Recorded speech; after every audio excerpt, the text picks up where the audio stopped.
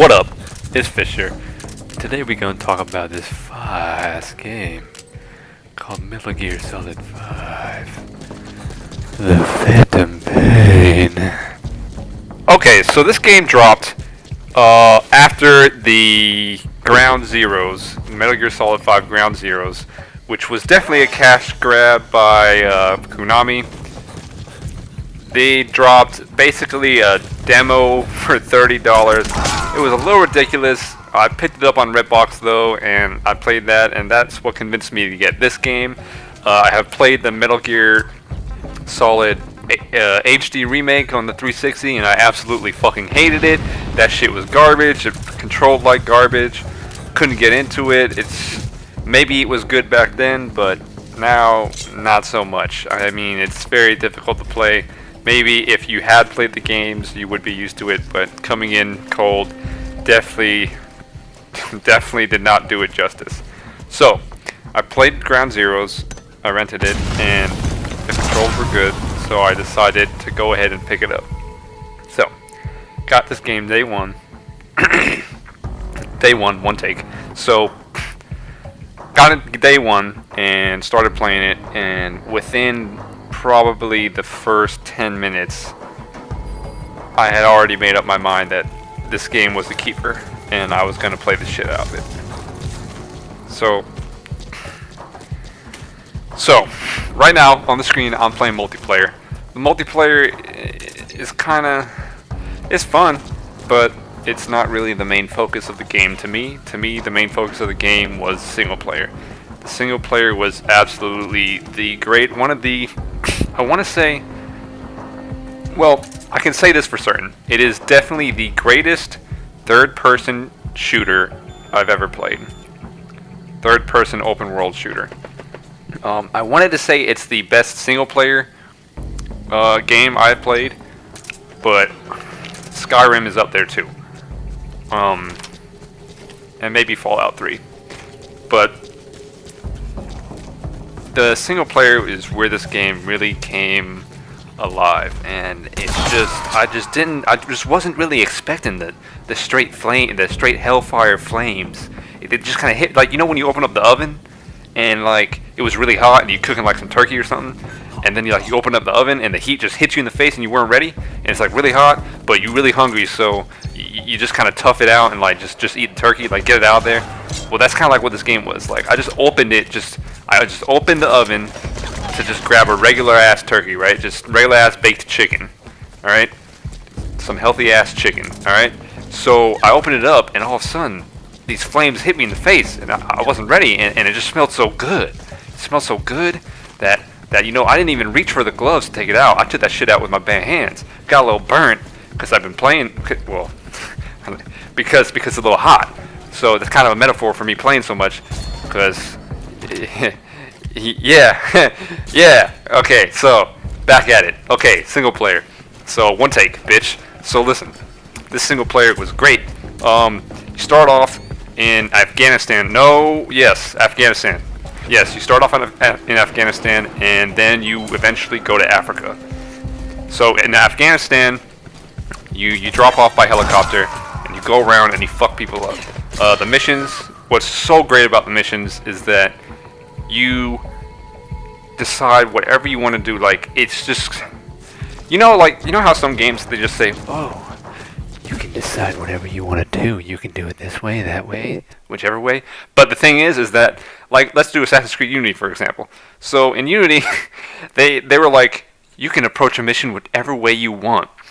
But the thing is that it's basically go in the front door or talk to some people and go in through the window. That's it. It's either you're going in guns blazing, or you're kind of taking the stealth approach, but there's only one stealth approach.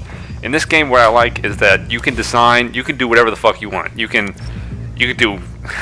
go on this mountain on the east and snipe some people to kind of lighten the load if you want to go guns blazing, or you could sneak in through the west, or just fucking go guns blazing through the south. Like, it's hard to explain, but you can literally do whatever the fuck you want. Like, it's not some predetermined level shit.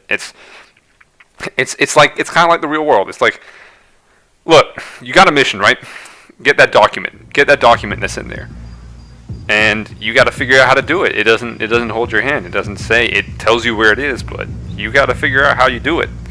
So that's what I loved about this game, is that you could just it doesn't hold your hand. Now, when you do get buddies, it gets a little easier, which it's cool. The buddy system's cool. It's great. It's very useful, but I almost feel like I'm cheating with D-Dog. D-Dog and Quiet. What D-Dog does is he senses, he marks people on your map within like a 50-foot or like 100-foot radius. They could be out in the open, or they could be underground, or they can be in a house. Doesn't matter. It's just kind of like a cheat code. It's kind of like, instead of doing reconnaissance, you just go in there with D-Dog and you're good to go. It's kind of like the dumbing down of, it's the industry's just dumbing down games for you. That's just how it is. It's just happening. The game was still fire though. Don't get me wrong. Fire as fuck, hellfire. But they did dumb it down for the more casual people to come in. But that's a good thing, because more people played it, and it definitely helped me out in certain places where I would have been really annoyed if I didn't have D-Dog or Quiet. What Quiet does, she's a sniper. She just fucks everybody up. That's basically what she does. That's it. So she fucks people up so you don't have to. So yeah, this game was straight flames.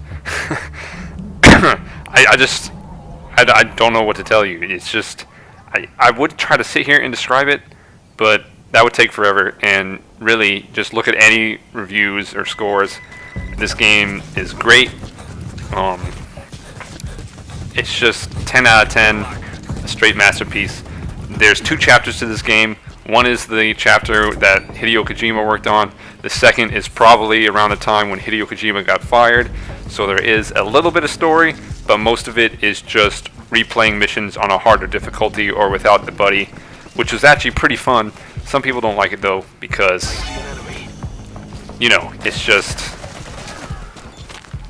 it's too hard. Like, sometimes it's too hard for people, so they can't do it. But I welcome the challenge because the whole game was pretty easy with the buddy system. So I decided, you know what, let me play it, because I might as well get a challenge. But yeah, I would definitely recommend this game to anyone. If this game was $60 right now, I would still recommend you go and buy it. But now it's even cheaper. I don't know the exact price. Actually, let me check Amazon real quick. Okay, so on Amazon it is $37.90. So right now, off the bat, I can tell you, if you have not played this game, you need to go get it. You need to. I'm not going to sit here and try to explain it. Just, you should already know this game is fire by now. All these people talking about it, all the reviews, I've been talking about it for fucking 8 minutes. You need to get your ass to GameStop or Amazon and get this game. If you haven't played it yet, you're missing out. I actually had a friend who missed out on the Straight Flames because he was watching a SharePlay. So on PS4, there's this thing called SharePlay, if you didn't know.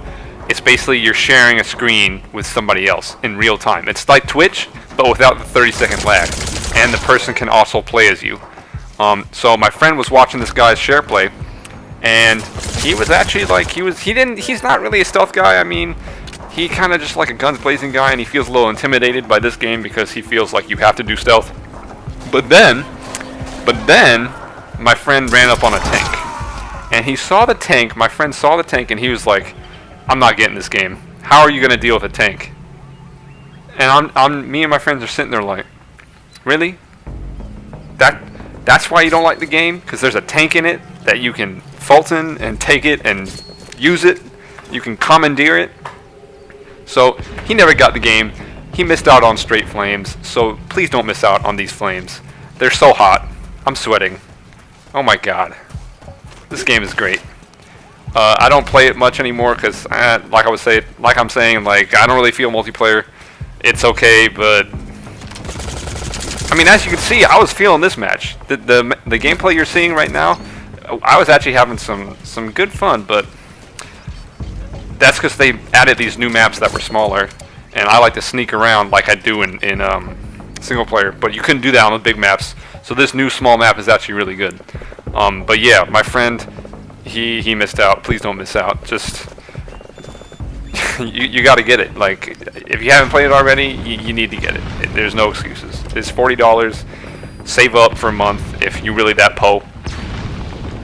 And yeah, that would be a highly recommended game from me. Like I said, if you haven't watched my other videos, this is the game that should have won Game of the Year over The Witcher 3. Don't know how Witcher 3 got it. It was a good game, but really, this game was so much better. I'm sorry.